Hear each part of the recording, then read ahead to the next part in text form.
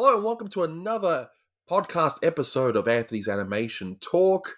I'm, of course, Anthony, and I'm wearing the appropriate shirt today, because No. we're going to talk Simpsons today.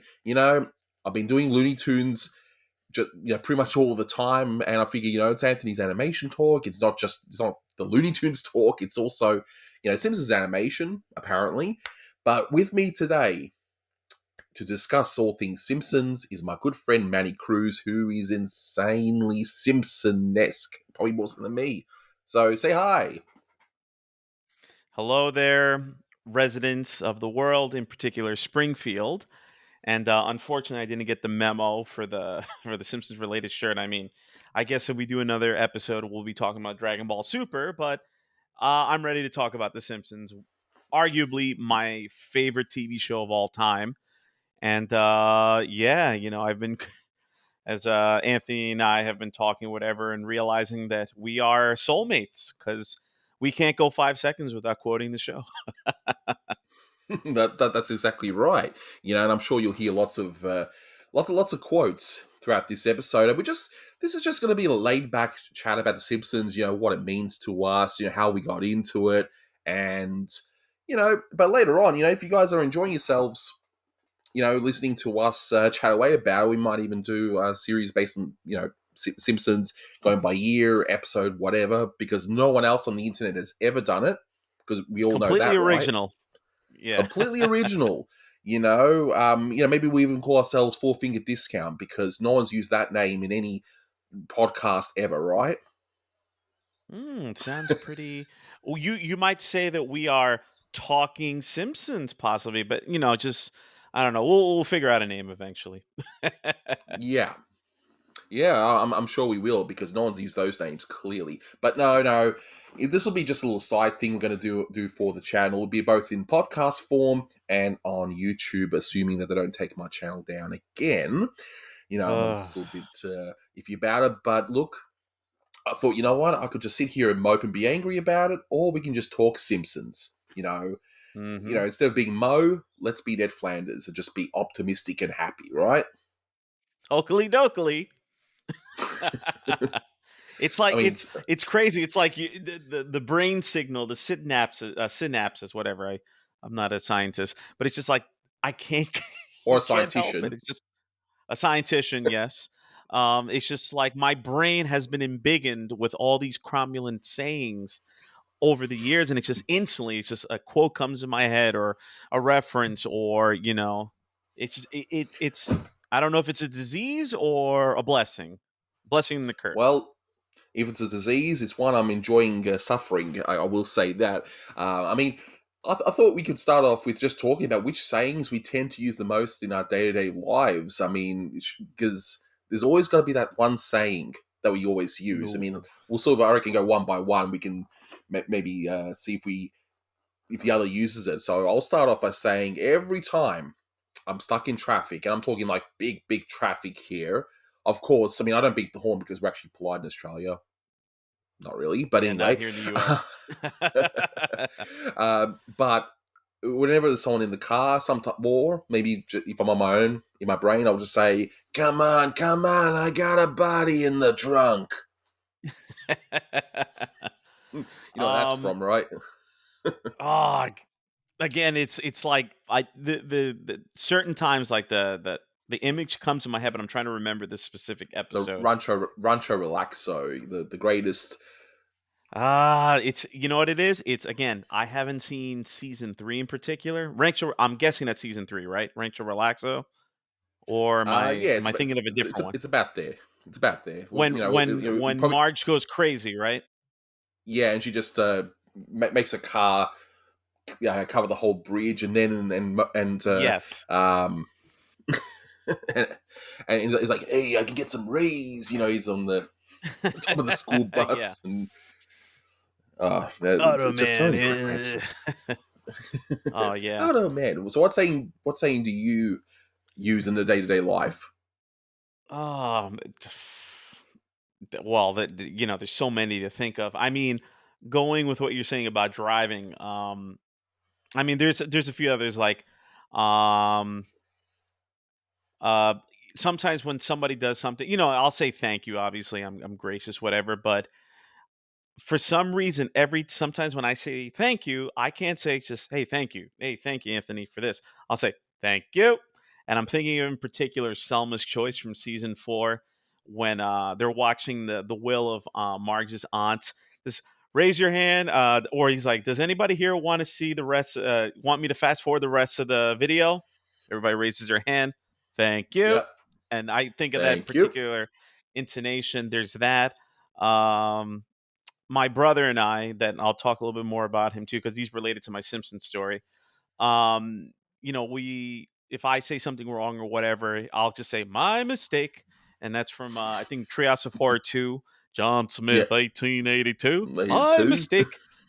And again, there's so many little things. And again, I'll do this in front of non-Simpsons fans, and they're completely oblivious to why I use that inflection. But last one I could think of for driving is I currently live in Texas right now. I'm from New Jersey, and I'm actually in the process of moving back there. But recently, I was driving in Houston, and there was some type of traffic. I was trying to merge into the lane to get to my exit to go home, and for some reason, I just yelled out, somebody was trying to cut me off when I was trying to merge, and I just yelled out, "Oh no, you don't! That trampoline is mine!" And I'm like, I have no trampoline on me. I'm not, and I just again, was it Bart's inner child? The beginning of that Yeah, episode that's a with great the one. trampoline, and I'm just in my car yelling, "Oh no, you don't! That trampoline is mine!" And somebody probably sees me from the corner saying, "Oh, this guy's cursing and yelling." It's like, no, I'm quoting The Simpsons from 27, 28 years ago. Which also features a scene that's similar to with the Looney Tunes reference where he's trying to get rid of the trampoline or tramplampoline as he says. Trampoline! Don't bring home any If more this was a cart, crutches. if this was a Yeah, with cartoon, the now this would fall. yeah, oh yeah, And of course, the Wile E. Coyote reference. Yes, I like that one. yeah. Now, of course, as a dad, and of course, I go take the kids, to lots of places, including shopping centers, or you got to say shopping malls. I probably learned that word from The Simpsons Mhm. actually, because we don't call it malls here; we call them, just shopping centers, right? But it's of course I park in a parking spot, especially way out back. Especially in a place that's completely new. And of course, what do I say? Remember, kids, we're parked in the itchy lot. Doesn't You matter have, where you you are; it's have always to. the itchy lot. That's right. Remember, kids, we're in the itchy lot, and the kids have seen them. I've shown my kids some episodes. They're too scared to watch the Halloween stuff, and that's understandable because they're only 6 and 7. Actually, no, now they're 7 and 8. Actually, sorry, I keep forgetting how quick these little buggers grow old. But they're like just rolling their eyes because they know exactly what I'm talking about. They love that episode. I can already see you're like, oh God, here goes dad again with another. I mean, it's gonna happen to me. I don't have any kids at the moment, but I know they're gonna get sick of me quoting the show at one point. Yes, Dad, we know you're imitating Homer or Bart or Grandpa or whatever. Yes. Any other sayings that you use just in day to day life? Just something. Just, I mean, like another good example we was talking about before we actually started was, if someone asks where I've been, if it's a friend that I know, it's usually like, I was at the pornography store. Cool. I was I buying was buying pornography. pornography. One that popped in my head now that you mention it is because I was rewatching parts of this episode, but somebody's like, "Hey, Manny, we're about to go out," or they asked me to do something. First thing that pops in my head, "I'll be back in a jiffy." And again, no one well, you obviously you understand it, but I get it. nobody else Yes. gets a joke. Or for example, recently uh, our family, the he has my brother and his family, they have a few dogs. They're the family dogs, but they live with him. And one of my dogs just had puppies, two puppies, one boy, one girl. So the girl Beautiful already has her puppies. name. Oh yes, they're adorable. And the girl's gonna live with my mother, and the boy, I think my brother's going to hold on to him, and they're trying to think of names. And I told my mom, I'm like, you should call the puppy because his father is called Miko, and I told my mom, you should name the puppy, or you should tell my brother to name the puppy Miju. And then I tell my mother, completely serious, I'm like, do you want to change his name to Miko Jr.? The kids can call him Miju. And my mother, bless her heart, no idea what I'm talking about. She's heard me quote the show my entire life, and she has no idea. And I'm like, Mom, she was at my brother's house. I'm like, go to my brother and repeat what I just said. And my mom is like, your brother just said, do you want to change the puppy's name to Miko Jr.? The kids can call him Miju. And my brother was on the speaker and he hesitated for a few seconds and then he's like, I'll get back to you. And I'm like, yes, he got the reference. But of course, one of my absolute favorite things that I always say, because it's a bad habit of mine and I'm working on it, that I'll be talking to a friend or whatever, and I'll start talking about, you could say, hey, Manny, what's your opinion on barbecue chips, whatever, potato chips, and I could start talking about it, and then I completely drift off in a completely different story, and then I get back to the original, and I'm just like giving all these details, and this is what happened, and that's this and that, and then it gets to a point I'm like, what was I talking about? What was the whole point of this? And then of course I'm thinking, Dad, what was the point of this story? I like stories. And Yes. that sums me up to a T. It's just when I start rambling and I forget my point, I just go, I like stories. And the funny thing is, you mentioned about, I'll be back in a jiffy. See, I thought you would have gone with the, just got to put on my shoes, with the race cars. I thought you would have gone with that. I mean, let's be real. I mean, I haven't specifically said that, but there have been those times. Hey, Manny, we're outside. We're about to pick you up. Just got to put my shoes on. Me and my underwear. Unfortunately, I don't have a train set, but maybe I'll get some action figures. Some random Ninja Turtle action figures. I'm like, all right, just got to put my shoes on. Yeah, I was like, oh, okay, you decided to not be predictable at all, Nah, see, but like uh, that's the thing about watching The Simpsons as well. You sort of learn to think differently. I've noticed that ever since it came into my life, it literally just changed me. It changed how I approach humor overall. I mean, I got many different influences, sure, but The Simpsons were yeah. definitely right there, definitely.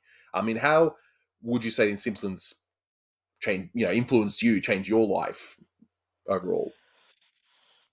I would, I definitely would say it is probably the biggest source of my sense of humor because, especially, I mean, I'm trying to think what season, or I would say around season two.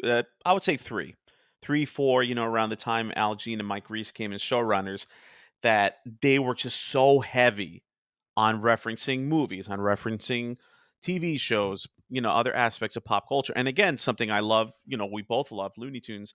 I would say Looney Tunes and The Simpsons are like the two biggest sources of my humor in that I'm constantly referencing something else. It's not always The Simpsons, somebody will say, oh, this is what happened. Or if I see something, I'm like, oh, that reminds me of this movie, of this cartoon, of this song. And I'm constantly referencing something else. And I would say that that entire approach to my comedy comes from the show itself because I've been watching The Simpsons for as long as I can remember. And especially in the early years, it's just rapid fire pop culture references. And then when I got to researching not only the history of The Simpsons, but I mean, my whole the time that I like to say when I came out as a nerd in middle school, when I started like really looking up the history and the production of things that I enjoyed watching, you would look up and the same thing. I would notice, Looney Tunes was constantly referencing pop culture of that time period, and then making the connections. Oh, what did Matt Groening and Sam Simon and all these other guys did? They watched Looney Tunes, and obviously, it's like it works in a circle, and it's like one thing leads to another, but. I mean, it's by far the thing that I reference the most. Again, I was telling myself, don't forget the point. You have a point to this story. Don't tell Anthony I like stories. But it's just it The Simpsons definitely made me my sense of humor just very, I wouldn't say intelligent because I did not go to Harvard for I am so for math or smart. whatever. I am so I smart. am SMRT. I mean, every time I see my diploma, I have to sing that song. But yeah, it's like I constantly quote other things or reference other things, or it makes me think. And the thing that I quote the most is the show, whether or not it's you know a pop culture reference from the show itself specifically, or something that I learned about, from the show. Because I mean, as a kid, I'm seeing references to the movies of Stanley Kubrick that I didn't see as a kid, or references to songs from, like today, for example, I was on Instagram and a friend of mine that she's an opera singer. She she put a picture of herself, very nice, very beautiful young lady, great singer, and she put a picture of herself, and the song in the background was "Sunshine, Lollipops, and Rainbows," Yeah. and of course I send her a message, and I'm like, I never knew about that song until I saw The Simpsons. I'm like, what are you talking about? And I mean, she knows I'm a Simpsons fanatic, and I sent her the clip of I think it was March of the Lamb from season 5, when Marge and what's her name? Was it Ruth? Ruth Powers? Ruth Powers, yeah. Ruth, yeah. The daughter was Laura. Yeah, Laura and Ruth, and they're like, "All right, we're about to go on the lam." She puts the cassette in. Remember cassettes? She would put that inside the car, and you hear the song. And then later on, with Chief Wiggum and Homer in the car, and I'm like, I can't go a day without referencing this damn show. Well, that's how it is. Because I know with me, see, I'm probably the right age here. Because I mean, this is probably gonna tell everyone how old I am. But see, in Australia, as for this is just off memory. I could be completely wrong, but this is as far as how I remember it. I remember The Simpsons being on TV, good old Channel 10. That's us, Channel 10. Ah, And they already had, I believe, the first 3, 4 seasons, and they kept on repeating those over and over and over when it came here. And I was about 6 or 7 at the time when those episodes came out, and man, I had seen nothing like it. I mean, this was a time not only the Simpsons were on, you had Ren and Stimpy, you had Animaniacs, Looney Tunes, Batman the hmm Animated Series. This was a pure, like, full on gold. I don't know if you call it golden age, but it's a renaissance of it animation. was definitely yeah. Because It I was mean, it you was it think was of incredible. what we know, obviously we talk about theatrical animation and with Looney Tunes and the other things from there, but then you had that dark age in, I would say, this end of the 60s, 70s. I mean, obviously we're not that old. I'm 33. I was born 1988, and so that's what, a year before the show premiered in the United States. And oops, sorry. And yeah, like from the things I remember hearing about, I mean, yeah, I'm a huge Ninja Turtles fan, the original cartoon from 1987. And I was a little too young to appreciate stuff like G.I. Joe or, oh, sorry, I'm getting a phone call right now. Sorry. Um, G.I. Joe, Transformers, things of that It, nature. But it's Happy definitely the Dude. show, if you, oh, it's send $1 to Happy Dude. Um, but, but yeah, like you look back to the shows of the 70s, when Hanna Barbera really got into a rut in filmation, but we were impressionable minds at the right time. And Yeah, fortunately, at the end of the 80s with the Disney Renaissance, and then with Warner Brothers cranking out, all that stuff with Tiny Toons and Animaniacs and Batman the Animated, it's just we grew up. Everybody's going to be like, "Oh, yeah, I grew up at the best time," because nostalgia is a powerful thing. But yeah, when it comes to people who are into animation, especially television animation, we kind of grew up at the right time. I mean, sometimes I'm like, I was a little too young to really appreciate it because, like I said, when The Simpsons premiered in December of '89, I was almost two. But we just our minds were warped at the right time, I guess, is the best way you could say it. yeah. Exactly, exactly right. And So the Simpsons were on TV at the right time, and just as a side note, it was really interesting when we finally got pay TV here, and also the DVDs, because looking back, a lot of the funny bits were actually cut out. Like Yes. I know one bit in particular with Laura, Ruth Powers, that when the neighbors move in, how at the beginning of the episode, yet Homer is watching this dating show or some sort. It's like, we like to make bacon on the beach, and of course, what's Homer thinking? He's literally making I love that that part. whole thing was cut. That whole scene was cut. Yeah. Or Oh, the really? McBain, That one? yeah, that bit was cut, and also the next bit, though, I understood why. Looking back on it, was the McBain bit where it's like, of course, the stereotypical scene where it's like, Scotty's like, little Susie's growing up. He goes, "Yeah, I'm gonna have this boat that'll live forever." Of course, it is. Yeah. And the guy pulls out the gun from the chicken, and he shoots Scotty. And it's like 10 different angles of him just killing this McBain's partner. That whole bit was cut, all those different angles. So it was just like, I think, one, two shots, and then the guy just, for some reason, he had a motorbike where the kitchen was, and he just escapes. I don't know why. It was Of so course, the stupid. the millions of memes I've seen lately with Mendoza. Yeah, that Yeah. and it's understandable. It's funny that you say that because again, we've said it before, but I'm from the United States and he's from Australia, and when I first really started researching, the Simpsons on the internet, what do they call it now? I think, oh, okay, the Simpsons Archive, simpsonsarchive.com No or homers? .org. Is it no homers? At the It was first the Simpsons. Well, back then they didn't call it Simpsons Archive. It was this SMPP, so the Springfield Nuclear Power Plant website, that they would have all these, episode capsules and reviews and whatever. And I remember reading the cuts that they did in syndication.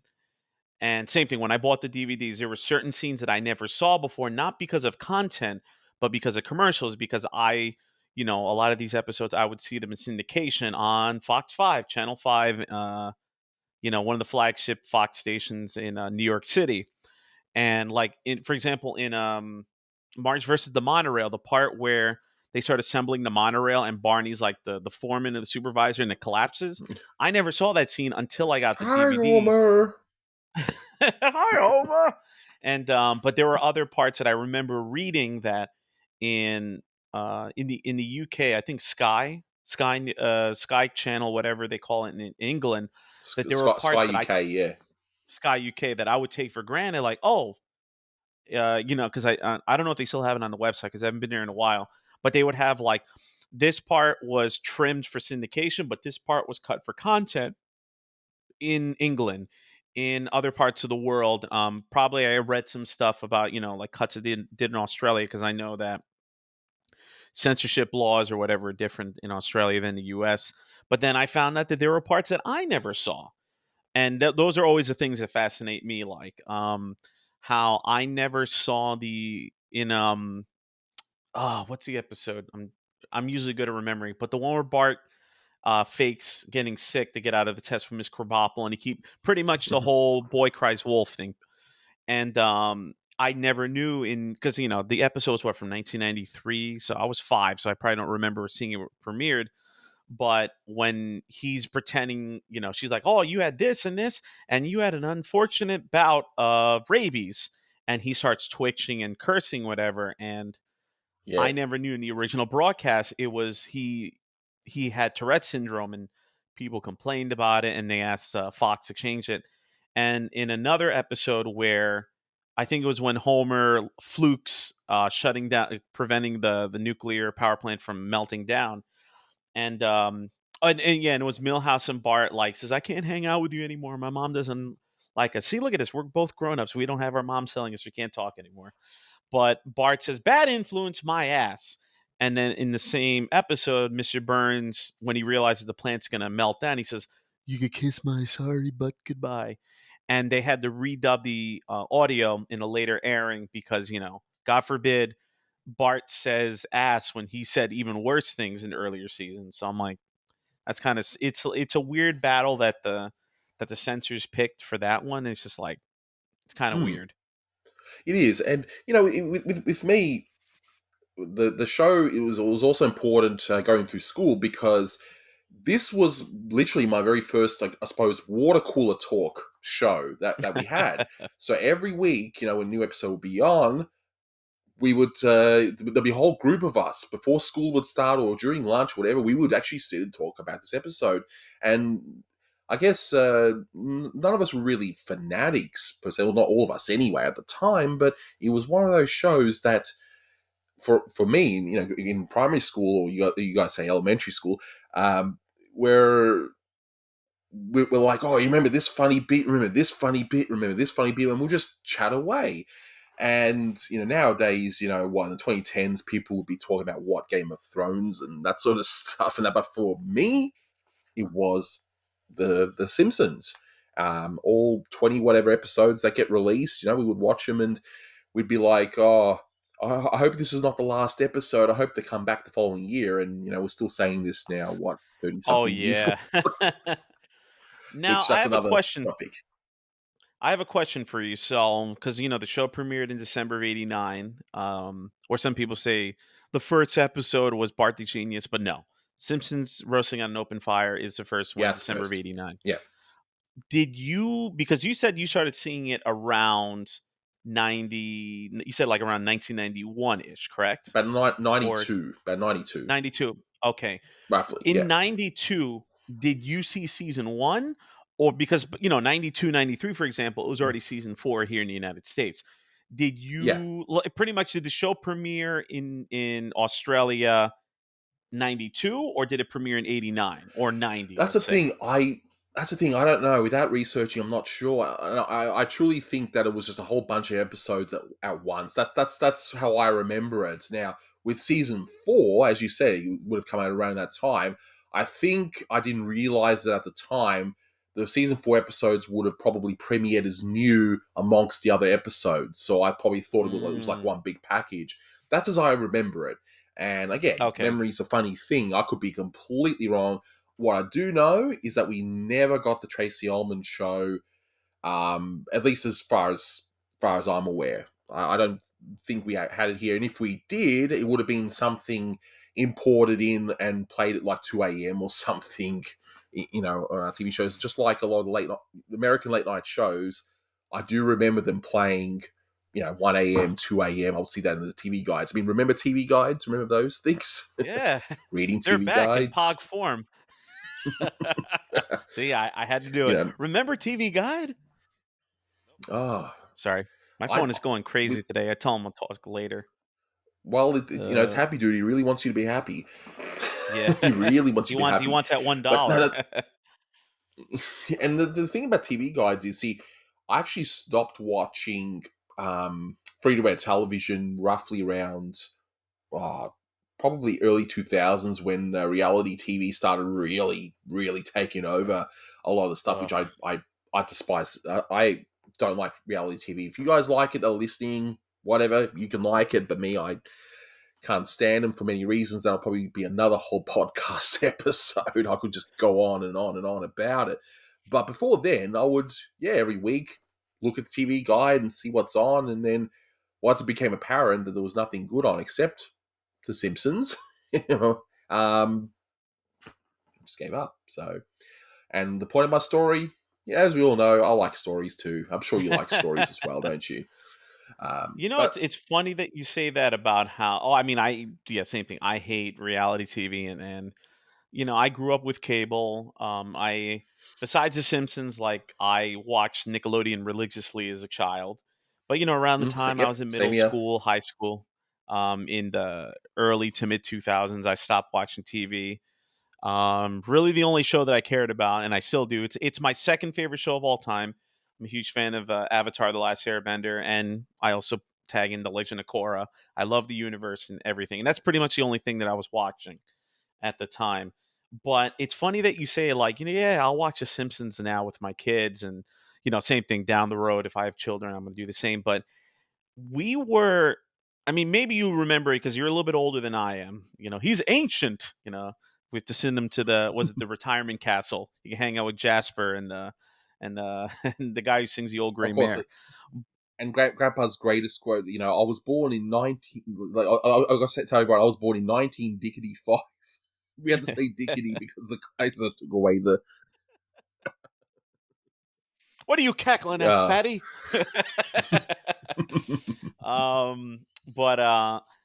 But and I know this because of looking at the DVD commentaries or listening to the commentaries and looking at special features and doing my own research in the books that I have.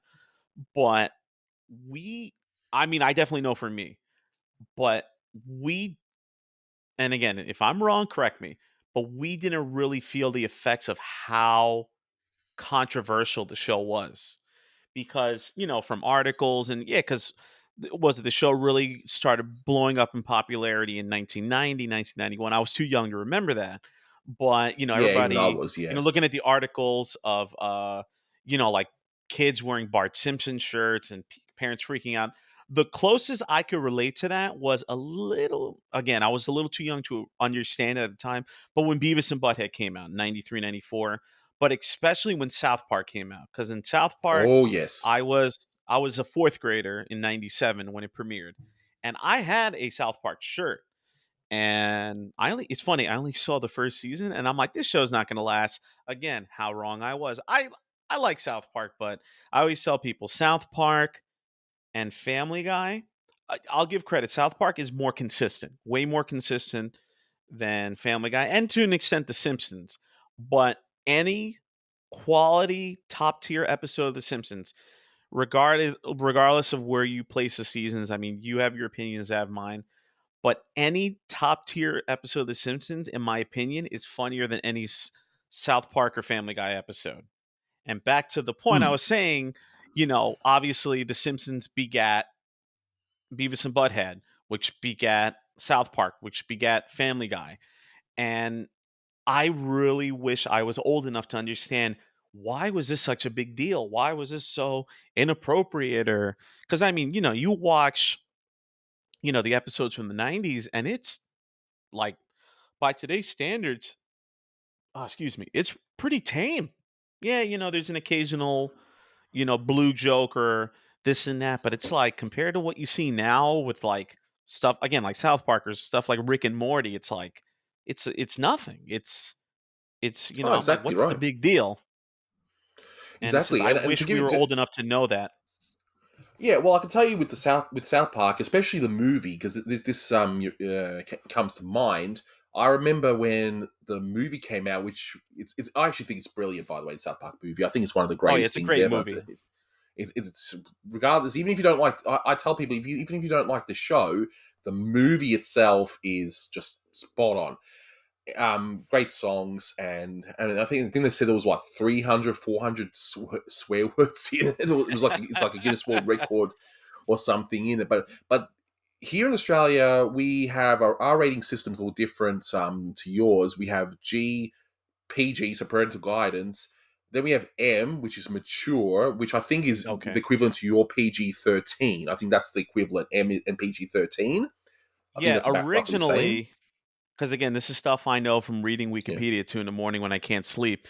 It was originally G followed by M and then R, and then M was a little bit too like unclear, so they changed it to GP and then PG. So GPGR, and then because of Indiana Jones and the Temple of Doom and Gremlins 1984, they created PG-13. And Yeah. but yeah, like your M was originally RPG in the late '60s, early '70s. Yeah. So and then little and then we overlap.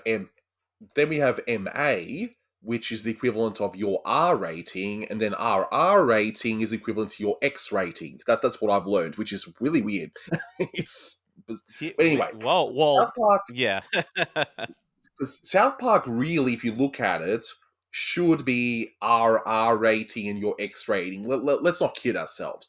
But of course, your box office returns won't be as much, right? So I'm guessing that they sort of try to push it to make it, I guess, R-rated in America and MA related in Australia. MA basically means that no one under the age of 15 is allowed to go and see the movie. That's basically what it is. Okay. M, you can. It's only suggested for 15 and over.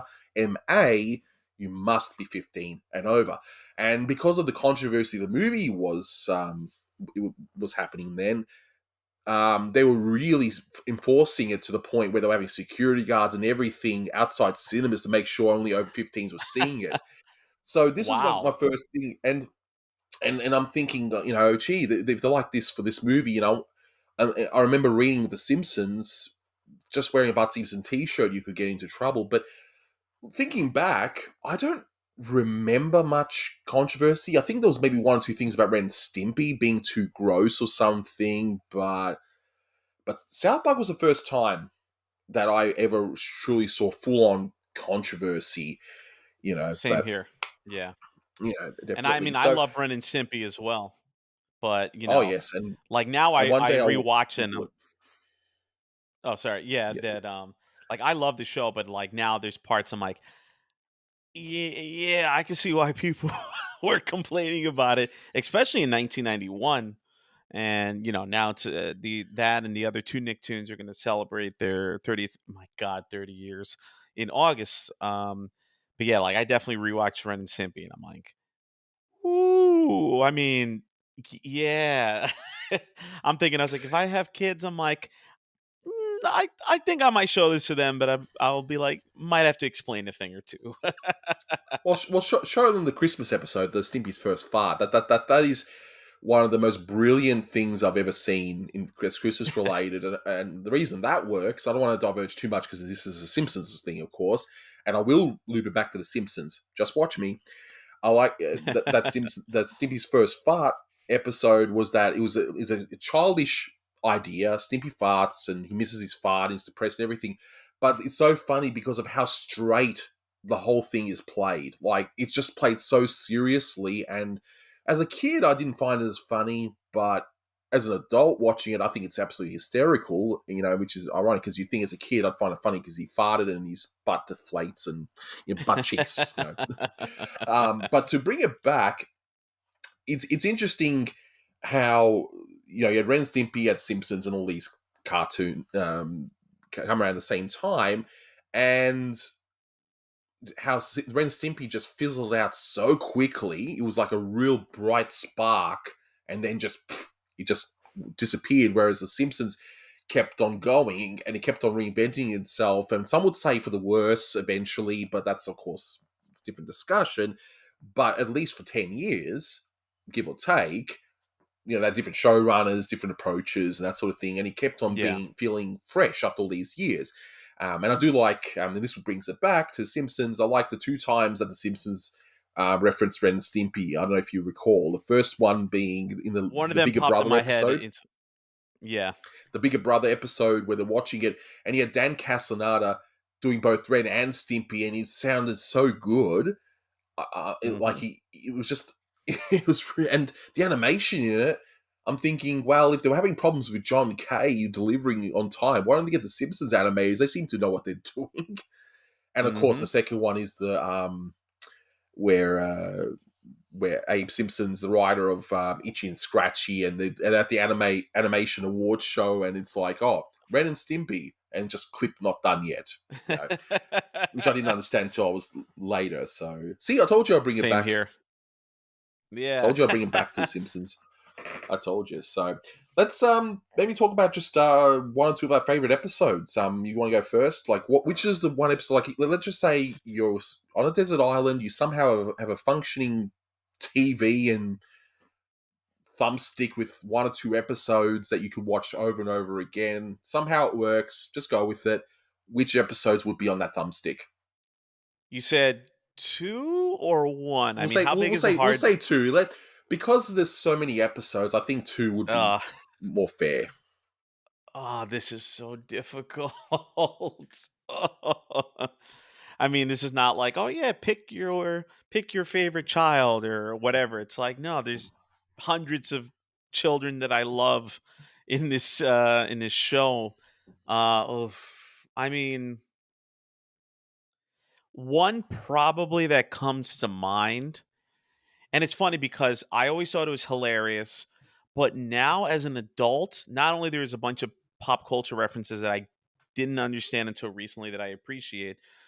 But the tension in it, and well, I'm curious. Let's see if you know where I'm going at. Hilarious episode, but also gets very tense and dramatic, and a lot of it deals with the music itself. Come on, I'll give you a clue. Okay. It's season 5. So it's not the Beatles episode, is it? The Barbershop Quartet episode, is it? Or No, that's and it's funny that episode. Another one that I didn't really care for. Not that I didn't care for it, but I didn't really appreciate it until I really dug into the Beatles and their discography and their history. But you're very close. It's Cape Fear. I yes, love Cape Fear. It is. I mean, I've seen lists online. I think probably like on No Homers and like other websites that they say Cape Fear is the best episode of all time. And I mean, so many jokes. The rake joke, the when I was rewatching it not that long ago, the part where they're doing, not only is it brilliant foreshadowing, but it's also like I didn't get it at the time, but when they're driving and they're listening to the music of Gilbert and Sullivan, and you hear the HMS Pinafore and the Mikado. And for those of you who don't know, I'm a musician. I went to college for music, and I do classical music, whatever. But I'm not a big fan, and I don't know a lot about musical theater. But I had a friend of mine that she performed one of the roles from the Mikado. We little three little girls from school are we? And I was rewatching it, and I'm like, oh, that's the song that she did. So I actually sent her a message on Instagram. I'm like, yeah, you know how much I love the Simpsons. She doesn't watch the show. I'm like, you know how much I love the Simpsons, but look, you taught me a song that was in this episode that I never noticed before. And obviously the ending with the HMS Pinafore. But and it's hands down, there's no argument, is the best Sideshow Bob episode. No question about it. yeah, But what I yeah. Sideshow really Bob, I love agree. too, Yeah, it is, yeah, there's no I would say that and Black Widower are the two best Sideshow Bob episodes. But I know musically speaking, I learned a little bit about Herman Bernard Herman. I think the guy who wrote the score for the original Cape Fear from the '60s. And I actually, it's funny. A few years ago, I was up late at night and I saw on my TV, the few times that I watched TV, they played the 1991 Cape Fear with Robert De Niro in it. And I watched it and I'm like, oh, this is actually a really good film. But then I'm watching and I'm like, holy crap, The Simpsons taught me everything about this movie. The shots always working out in jail, and when Sideshow Bob's smoking in the theater, and it's one of the best satires and parodies ever made. And it's just like with the tension itself, I mean, it's hilarious with all the jokes, the Thompsons jokes. I think he's talking to you. I've done that before in my life. But who I hasn't? love near yeah. Hello, Mr. Thompson, stomping on the foot. But when it goes back into and see, I'm getting to my point, but when it goes into the whole drama aspect, the scene when Sideshow Bob comes onto the boat and he's about to attack Bart with the machete, and you start hearing Alf Clausen's amazing score that adapted the Cape Fear score. And like right when Sideshow Bob he swipes down the machete on the bed, and when Bart manages to escape, I'm like, wow, like this is a hilarious episode, but it's giving me legit tension and drama. And I'm like, you would never think that in this show. You're Yeah, just thinking, oh, pop culture reference joke here. But it's like, I love it because of how hilarious it is, but also the legit tension and fear that Sideshow Bob brought in that episode. So, Cape Fear, and would it be cheating if I threw a theme together? I'm not going to do Treehouse of Horror because that's too broad, but I would say the Birth of the Children episodes because how hilarious yeah. they are. Um, especially I would say especially Lisa's first word and Maggie makes three, because yeah, it's Oh, funny with the laughing at the exploding home ahead, of course. yeah with the The great one of the greatest moments of all time. I actually showed when I showed that episode to my kids for the first time. I wasn't even watching the TV when that part was on. What I did was I purposely looked at my kids, knowing what was coming, because I didn't tell them anything about the exploding head. I look at them, and my daughter, especially when the thing happened, she was like, She's like, what? She was like, what? What? There was just, and of course, being kids, I had to rewind that damn scene like 10 times. But so I said, fine, here's the GIF. Here you go. You can watch it over and over again. Here you go. But no, go on. Go I had to nuts. point out that stupid No, exploding but head. it's just it's hilarious that, and obviously now as an adult, it's like, oh, I know where Homer's coming from when it comes to that. But again, like going with how Cape Fear was hilarious but suspenseful, and this is what I always tell people about the show, especially in its prime. It's like it's still, Lisa's first word and Maggie makes three, and also I married Marge. But just the references to pop culture and just the non sequiturs. I think his name is Mother Shabubu now, and I'm like, that name always made me laugh. But just the the emotion at the end, like when see, like I'm afraid if I bring it up, I'm gonna start tearing up. But like well, when Homer's like, I had Bart, and then he says, "Oh, and then I was blessed two more times," with Lisa and Maggie, and it's just like I'm like, I'm not even a father yet, but it's just like I feel that it's like, despite the crazy, and you Well, probably would understand it completely that despite the yeah, insanity of your kids, it's like they're blessings in your life, and then of course I'm like, oh, thank you for not getting me to cry when she's like, I'm not pregnant, and they give each other a high five. But in particular, the endings of "And Maggie Makes Three" and Lisa's first word, I tear up every time. When Maggie says her yeah, first word and then do it for her in his office, I'm like, oh, even as a kid, I'm like, that's so sweet. But now as an adult, I'm like, oh man, who's cutting onions? Which was a style at the time. And so yeah. yeah, those are my long-winded answers.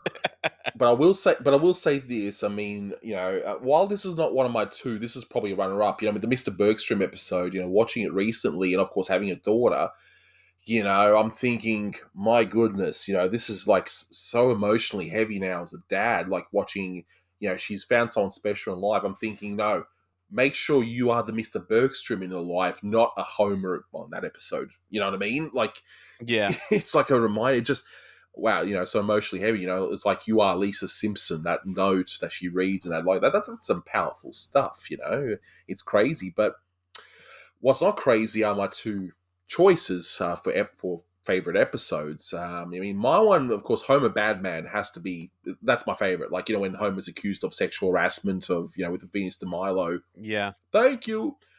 That thing has so many jokes, especially that parody movie with Dennis Franz in there is like, no, Mr. Simpson, that's a cat. It's a cat's a living creature. I don't care.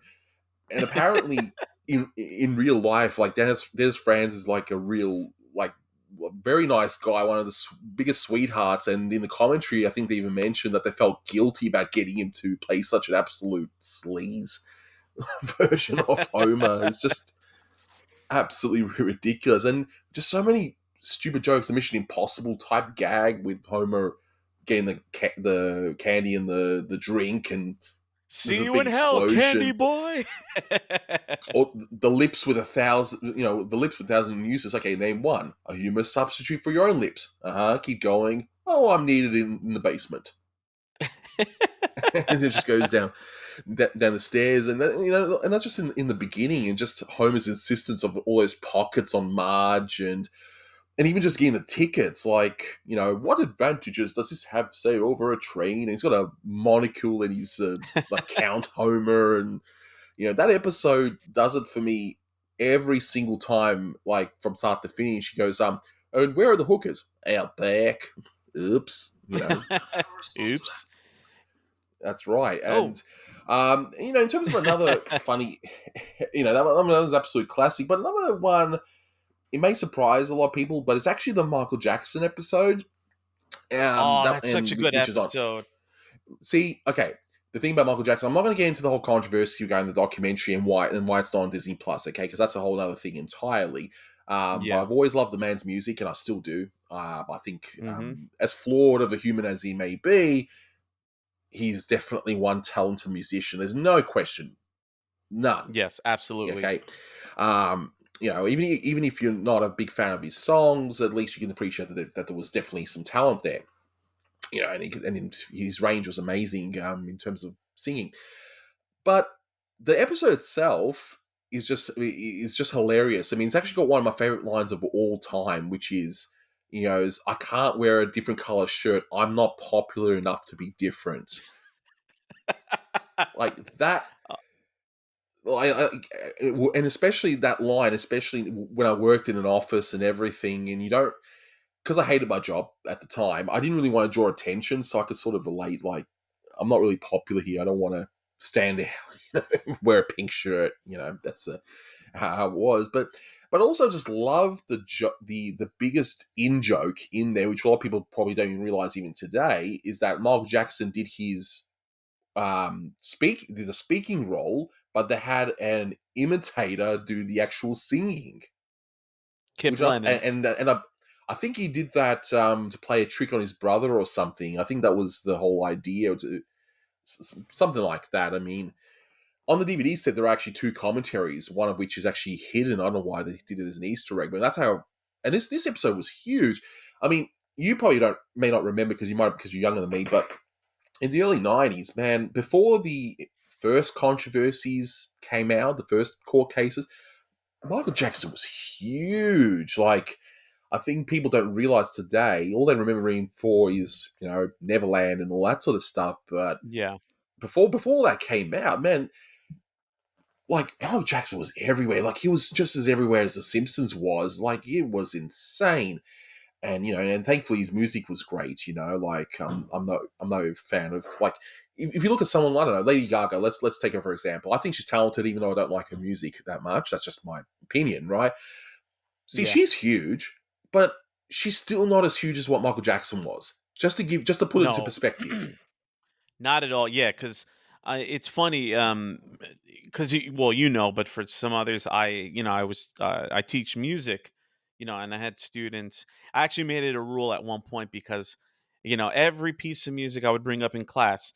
Oh, what song is this? Michael Jackson. Who sang this? Michael Jackson. I'm like, I'm pretty sure Michael Jackson wasn't alive when Mozart was alive, but he's just one of those artists that, like, again, I for example, Thriller came out in 1982. I wasn't alive yet, but I mean, like, I was around for Bad and Terrific. for Dangerous and for albums like that.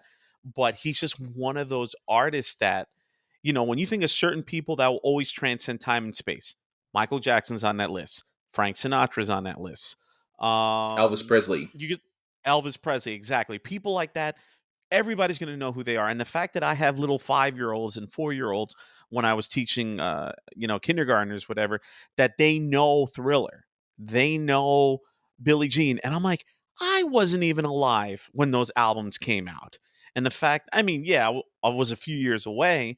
Like, the earliest I could remember, not talking about the controversies or anything, but some of my earliest memories are of the black and white video, especially the part near the end where the early CGI or whatever it is, when the people are singing, when it's Michael's voice, but it keeps shape shifting from a man to a woman to all these different Yeah. races and ethnicities.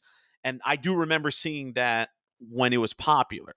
And yeah, again, I sort of knew some of the power of Michael Jackson, but and yeah, the episode itself, Stark Raving Dad, that apparently doesn't exist anymore.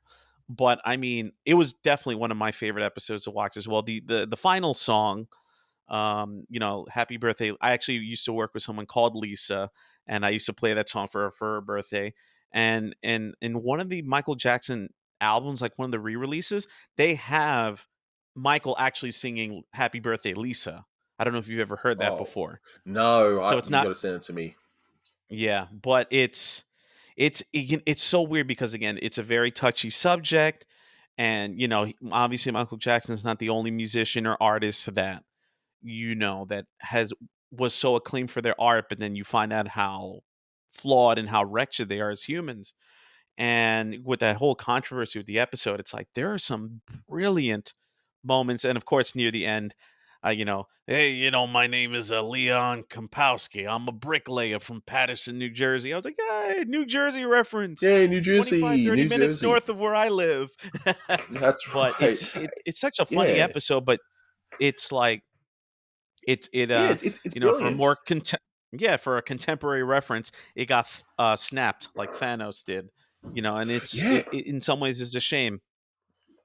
Exactly right, and and as a side point, I actually still have my original Dangerous CD from released that was released when it first came out. By the way, just thought I put it out there somewhere, but because they actually had by that point they phased out records, so it was only CDs. CDs were the Hmm. big thing, and yeah, I just and of course Michael Jackson was also behind the Do the Bartman, and Yeah. like that, such a great, like I remember that being played quite often on the like the music video shows that we would have Hmm. like every Sunday morning. I remember that was played there. That was pretty popular as well. But yeah, so those are my two choices. Stark Raving Dad and Homer Bad Man. Those would be my pick for two best. But as you said, it's like trying to pick your favorite child. I've got a son and a daughter. It's like picking my favorite child. I mean, like I just can't do that. But in that scenario, if I had to pick two to take with me, if I'm going to be stuck on an island, I mean, food, and of course, food's not important. You've got to have your Simpsons. At least you can die Yeah. happy, I guess. You know, but one thing I do want to have a brief chat before so this is not too long.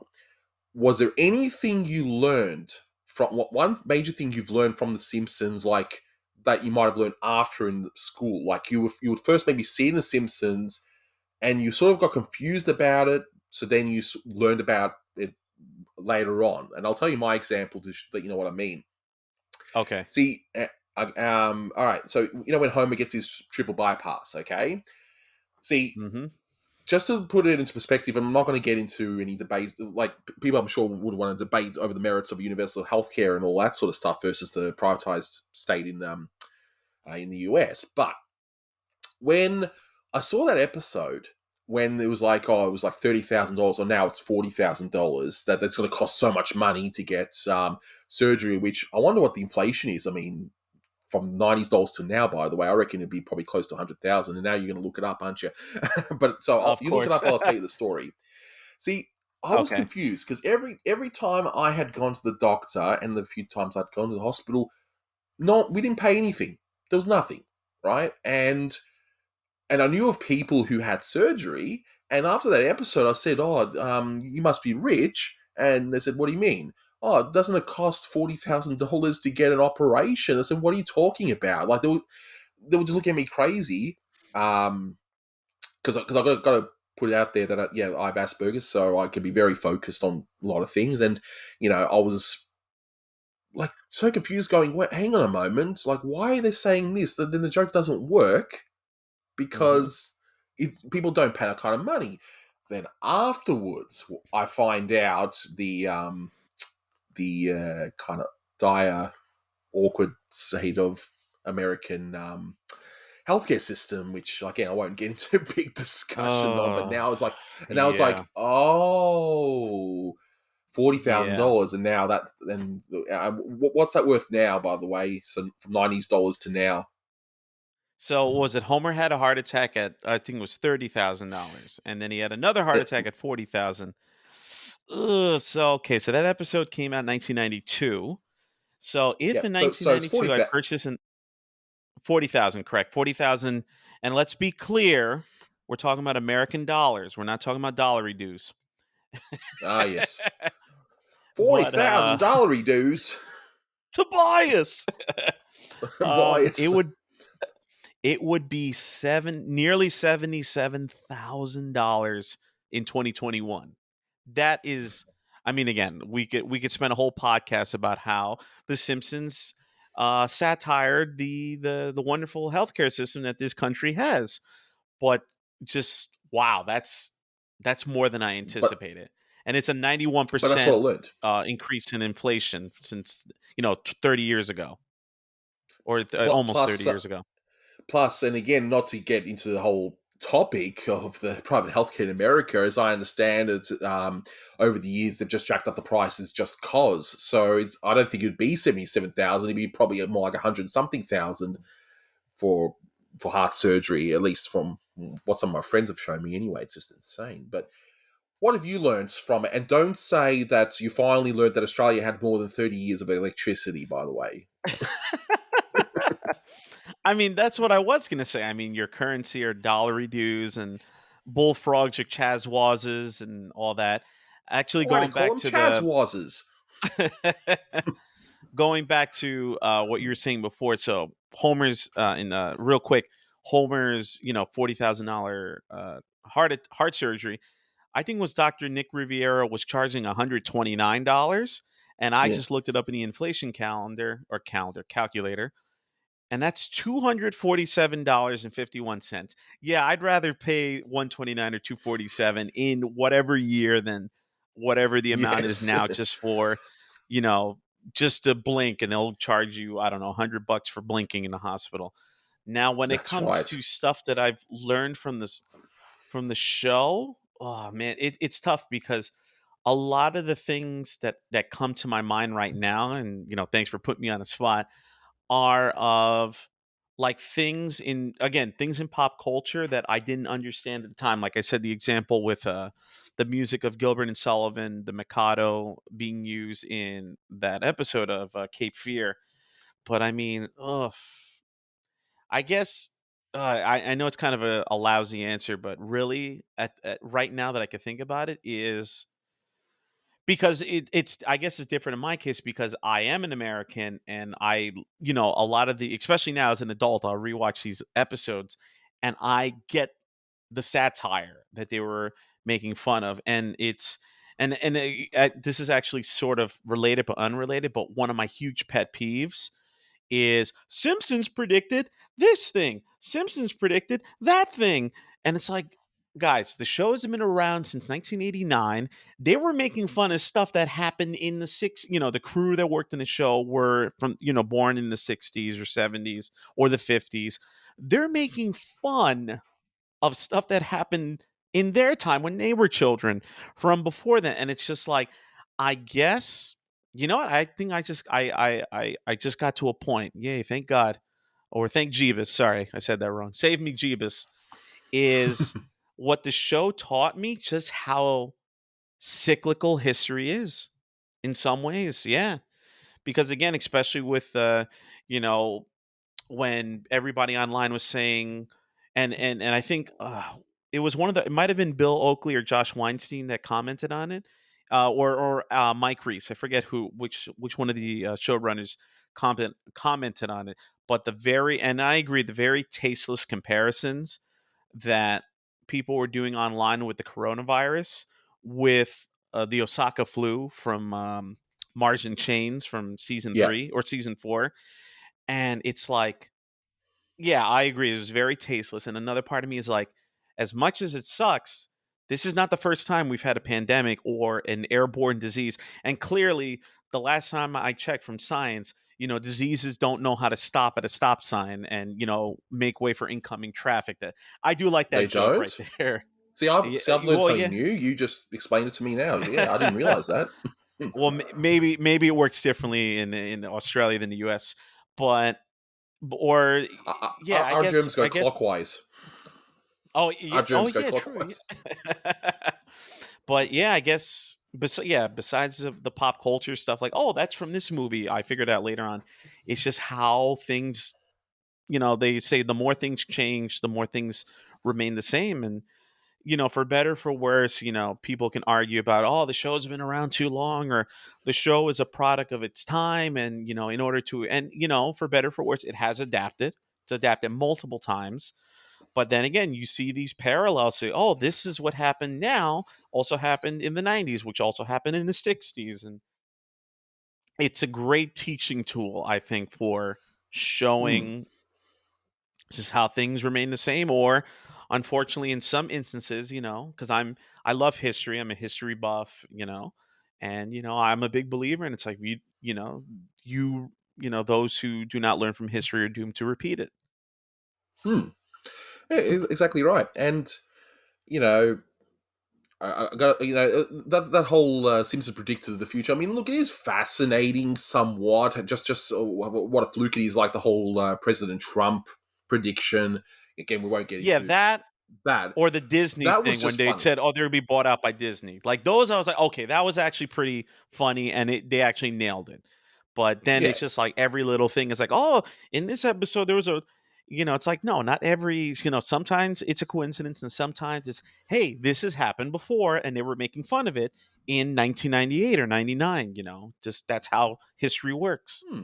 Exactly, and I wonder if people realize the only reason they picked President Trump was because of the like because that episode came out. That was season 11, so it was what 99, 2000, I 2000, think, 99, 2000 2000. something, Yeah. something like that. So they would have based it on something that he had done or whatever at that point in time involving his money. Hence the whole thing about you know like it's not so much that they just picked his name out of a hat. They would have actually sat there in the writers' room thinking, okay, what could be the most ridiculous president idea, and they of course picked Trump. And again, I'm not going to get into Trump actually being president, but that was the reason they chose. Not because Ugh. they had a big not because they had a crystal ball in the room and said who's going to be president in 2016. Oh, it's Trump. Yeah, let's put it in so we can be right for some top 10 list. 20 years down the track. I mean, it's ridiculous. It's just a fluke. That's Hmm. all it is. But There's a guy, there's a Canadian YouTuber. Oh, what's all this about, E? Or Oh, I've learned quick everything note, about. but Actually, that's another thing. I learned everything about Canada from The Simpsons. By the way, I should mention that. Hi Blue Genocide. Hi Dave Hi Germain. Yeah, Blue, the two Canadians I know. or I could think of one of my fraternity brothers. His parents are from Canada. I could think of him and my one of my singing teachers, two of my music teachers, my high school band teacher and my first voice teacher in college. They were all Canadian, and it's just every time Canada Day comes up or some Canadian holiday, I always have that little photo or GIF of Ralph getting up and "Oh Canada," and it's the first thing I think of every single time when I think of Canada. Oh God, Oh man, I had a point to what I was going to say about Canada. but you Uh, like stories, especially I Canadian do like ones. stories. Ah, crud. I was gonna.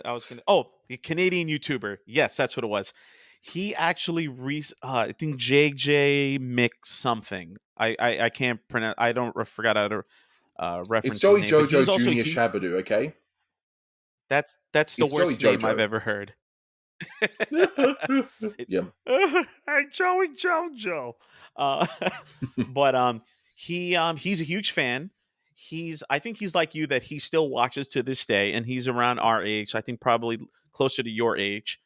And he actually talked about the same thing about the Simpsons predicting it and how sometimes it's coincidence, sometimes spot on, sometimes it's just load of crap.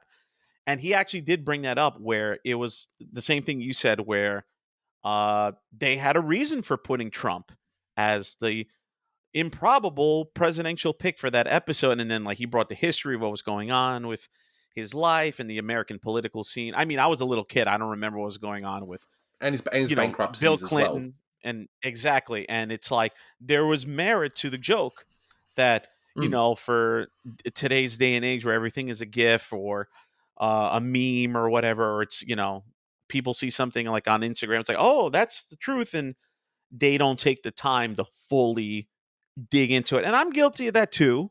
There's times I There's the see something and I truth. jump to a conclusion. There's the And then truth, there's the and there's the the truth. truth. Truth. And Exactly. uh, but going back to Canada thing, and just so we can slowly wrap it up, so this doesn't go too long. Now, one thing we'll finish up on is about the future episodes. Okay, now I know you Okay. somewhat stopped watching. You said season 14, roughly ish, give or take. Yeah, I guess so we could lay down the ground rules and everything. I stopped watching, like the new episodes around, yeah, like season 13, season 14ish when I was like getting into high school, whatever. But I started getting the DVDs of the early seasons. And I have on DVD seasons 1 to 8. And I've had them for years, especially season 3 with Stark Raving Dead. And I'm one of those people, I guess now I'm waiting for the tomatoes to be thrown at me and the huge beer jugs to be tossed at me out of nowhere. Another reference. I'm one of those people that I stick between those years, seasons 1 to 8, Hmm. what I consider the golden years. I do. There are things from because in season 9 was when Mike Scully came over as a showrunner. I did see those episodes, and some of them I'm like, yeah, I get some laughs here and there, and some of them I'm like, ugh, I I didn't like him as a kid, and I still don't like him now. But yeah, I when people ask me what do I love about the show, I'm like seasons 1 to 8. After season 9, I don't buy the DVD. But you know what? If I have Disney Plus on, I'll put it on. I'm open to watching. I have seen some later episodes. Like I did see the most recent Treehouse of Horror, and I was like, it was actually pretty good. There were some parts of it I enjoyed. And I listen to a lot of different, podcasts or YouTubers that talk about not only the quote unquote classical episodes, but the later ones, or again, I might get some flack for saying this, but as some people say, there's The Simpsons, 1989 to 1997, and then Zombie Simpsons, 1997 to now. So again, take that as you will, but Mm. yeah, Yeah, you're more because open about the show than I am. yeah, yeah. I will say this. So this is what I do tell people. After season 13 or so, I did notice there was a little bit of a dip, but it wasn't bad enough for me to stop watching. I still enjoyed it. It's like, seeing an old relative who may not be 100% there, but you still love their company. And that's how I look at it. But I noticed that there was a big dip between around 15 to 18, and I actually personally attribute that to the fact that they're working on both the movie and the show at the same time, and I would say that the show definitely dipped in quality. But once the movie came out, then from 19 onwards, I noticed the show does pick up again, not to maybe to the level of the golden age stuff, but a lot of it's still pretty funny, I still think. I mean, you got these funny moments where, okay, the whole episode might be okay, you might just chill and go, yeah, this is great, but then there'll be that one moment that'll just make you laugh just out of the blue. For example, I'll give you one just off the top of my head, okay, because I'm going to reference Canada here. It's like the Simpsons go to Canada for whatever reason, I'm trying to remember which one, but they go to Canada and they see this guard there, and he was telling him, "Oh, you got to leave this museum or whatever it was by a certain time." And Homer's like, "How about I give you $1 American?" The guard's like, he's like, "Ooh, what time would you like your breakfast, sir?" So just stuff like that, and there was even a really good one, season 23. There was a parody of Ocean's 11, but it was over the fact that Lisa and a few others, they band together. Sorry, no, Homer, Bart, and a few others band together to write this new Harry Potter type book, and you had Neil Gaiman in it, and it's like one of the funniest. It's just as funny as the original episodes. Not every episode's going to be a winner in the later seasons, but I still think even the lesser episodes are still better than some of the TV shows that we see today, some of their best episodes in my view. So here's my challenge to you, and people can let us know in the comments, email, whatever.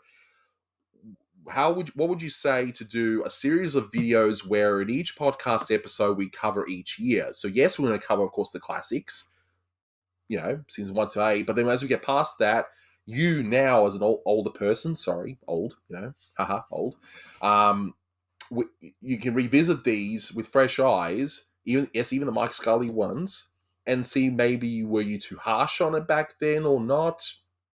I reckon it'll be an interesting thing to do, and we can have a friendly debates too. Because I might like a Mike Scully episode that you might hate, or Yeah, vice versa. I think that would be pretty interesting. So challenge, yes, yay, nay, let's or do it. Yeah. sex. I had sex. That's probably my favorite. We forgot to get to our favorite lines. Our favorite line ever in The Simpsons, and that was it. By the way, I forgot to mention that. I had to bring it in. Sex. I Oh had man, sex. sex. Oh, favorite line. Oh, there's just again, So there's yeah, just to too wrap it many up, your that favorite line, just your favorite. Okay. There's a gun to your head. Say your favorite Simpsons line in or I'll shoot. I don't know. I'm just trying to think of the most extreme uh example. I don't want your money. I want your Simpsons quote. There you go. That's your worst Rob ever. oh man, this is so difficult. Well, yeah, my head would have been again, my brain would be splattered against the wall now. But I guess Or is it $20 oof. buys many peanuts? Or like I mean, $20 that's a buys. very good. Uh, Man, $20 or buys when you money can be exchanged for in goods and exchange for goods services. and services. Woohoo! It's probably okay, one that just popped in my head right now. It's not my favorite of all time, but one I love so much. It's at the end of one of my personal favorite episodes, Homer the Vigilante, and this is a line that I constantly use with my brother a lot. But it's just like I'll say, "No, no, dig up, stupid," with Chief Wiggum when they're digging the hole at the end of the episode. And yeah, Yes. that's just one that popped in my head. Whenever somebody's doing something dumb, I'm like, "No, no, dig up, stupid." Oh, and then now, of course, you remind me of the stupid thing with Homer and these two idiot workers that you never see ever again. They were just created for that one bit. It's like they have to guard the bee. Yeah. Remember that Oh one? my. The boss It, said we gotta watch or something like that. Yeah, that's and and it's then like, I like, Homer, what are we doing down here? I told you, Bernie, to guard the bee, but why? Oh, now see why Smithers made me the head bee man. And he goes, oh no, the bee's getting away. Wow, we did bad. I like how they get, Homer, but these two other dumb guys. It's like, okay, Mr. Shearer, okay, Mr. Azaria, I want you guys to voice your stupidest henchman voice for these two guys. I don't know, it's just it's crazy. just the beauty of those characters that never appear again. One that just popped in my head was and we mentioned it a few days ago, but guy in greetings, good man. Might I trouble you for a drink? And Guy Incognito, that entire scene made me laugh as a kid because of Guy Incognito being beaten up. Oh, I guess that's another quote that I love. That dog has a fluffy tail because every time I see a dog, I want to go here. Was it here, Here, puff, here, Fluff. puff, Here, Buff. and but just again the slapstick and the goofiness and the surrealism, and then as an adult, when I hear his name, Guy Incognito, and it's just a light bulb turns on, I'm like, oh, I did not get that as a child. His name is a joke. Oh my goodness, I am so smart. Yeah, or the joke, which is in season 11, funnily enough. Sneed's feed and seed, formerly Chucks. Like you Oh never get yeah. that joke as a kid, but when you watch as an adult, you're like, oh, and it's like tobacco. Like, see my Scully. See, you laughed at something, my Scully. So there you go. See, See, okay, see? that we brought that up before, but then I was rewatching. I think it was on TV. I had it on FXX on here in the United States that they have the syndication rights to The Simpsons, and that episode I think it was EIEI Doe or EIEI Annoyed Grunt, S- depending on what Something like nerd you're that. Yeah. talking to. And I was rewatching. I was like, okay, I remember seeing this episode when it came out. There was things I didn't like, but I'll admit that tobacco when the cow bursts through the door, the window or the house. Okay, that part is funny. I'm like, okay, Yeah. that one always makes me laugh. I always get a kick. Tobacco. Or what about It the tastes like historical grandma. or the historical inaccuracies of that Zorro movie? He's like, I, King Arthur, crown you the new King of England. Yes! And just pokes his sword through the. I mean, come on, you gotta love that at least. But no, I reckon when we do those, when we cover each season, I reckon that'll be good. I mean, the first one will be probably raw, just like the first season actually was, but will improve by the time we get to the Mike Scully years. So, any final Yeah. words you want to say before we wrap up? I mean, it was it's so fun to have this opportunity to talk with another Simpsons fan, fanatic, aficionado, crazy person. Because again, it's I've been quoting. You brought up before, like when we were in school, we would talk about this show, or we would reference. Oh, do you remember this bit of slapstick, like when Homer jumps over the gorge or whatever? And in some ways, that I don't get to do that much anymore because I don't have a lot of people that are still watching the show consistently or love it and quote it as much. I mean, here in Texas, there's a guy that I went to graduate school with that he is a huge Simpsons fan as well, and he constantly quotes the show in front of others, and nobody got his jokes until he met me. And it's good to just see where this goes with this podcast, and get experiences from trying to think of a name, an Aussie and a Yankee talk about the Simpsons. There's a unique mouthful of a name, and it's going to be a fun Oh well, ride. and there's going to Yeah. be, things that I haven't seen in years or things I've never seen before that I'm open up to seeing, and it's going to be a fun ride. See where it Oh goes. yes. It's going to be Absolutely. it's going to be As I better always than say, absolutely. absolutely. Yeah, it's going to be better than all the rides in Duff Gardens, Duff beer for me, Duff beer for See, I can't help. Well, it'll be better than being having a chance to meet Surly. He goes, "Oh, thank you, Surly. Shut up." Shut up. And I can run around yelling, "I am the lizard," and I'm a Doors. That's another one. I used to just love. I am the Lizard Queen, and now that I'm, the Doors are one of my favorite bands. Oh, Lizard Queen, Lizard King, Jim Morrison, or talking about. And I forgot to bring this up. I'll make it super quick, but my brother, he's around your age. He's a little bit older than you are, but he loves the show as well. And it's one of the few things he and I can bond over. And like there's a photo, maybe I'll send it to you if you want to put it, of me and him when we were little. He was about 8, I was about 5, and he's wearing this awesome red shirt with the family on it. But in that particular episode, the part where the doctor's like, take this and then these, and it just gives a whole stack of meds to March. Oh, thank you, doctor. Oh, I'm not a doctor. And that part kills him every time he watches it. I And don't it's blame you. just That's a it's great just one. yeah, and again, I rewatch it too, and it's just like it's just absolutely brilliant, you know? Selma's Absolutely. Choice, that's the episode. Exactly. So we'll wrap it up here. So thanks for joining me, Manny. We're going to do this again. Let us know in the comments below or via email if you're listening to this on an actual podcast, Apple, Android, Kodos, and whatever. let me know. Or a pigeon rat, you could send it, like they used to do a passenger pigeon. I created a pigeon rat. I've been practicing. Oh, come on, you gotta know this. I know that one. Treehouse of Horror, Okay. Hugo. Yes, yes, I know it. Yes, yes, Hugo. Yes, yes, I got my cred here. So we'll wrap it up here. So thanks very much for listening, guys, and until next time, take care.